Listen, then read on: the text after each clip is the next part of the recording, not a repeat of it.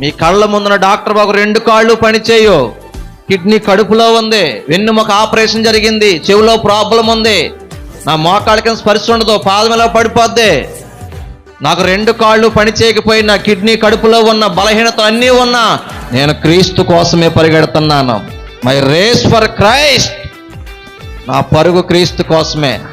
Until my last breath, నా ఆఖరి శ్వాస వరకు యేసయ్య కోసమే.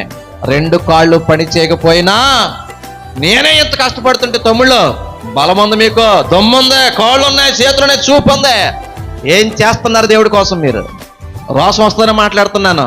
2 కాళ్ళు పని చేయకపోయినా క్రీస్తు కోసం పరిగెడుతున్నా నేను వికలాంగున్నా, కాళ్ళు చేతులు బలం అన్నీ ఉండి యేసయ్య కోసం ఏమీ చేయలేని, సారీ మీరు వికలాంగుల.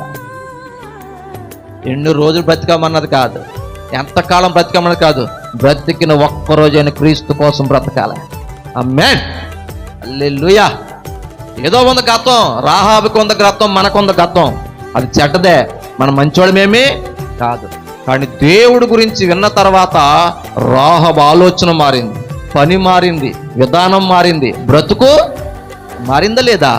మారింది. ఎంతంటే నా ప్రాణం పోయినా పర్లే, దేవుని సేవకుల్ని కాపాడాలని దాచిపెట్టింది, దేవుని కోసం నిలబడింది. హల్లెలూయా.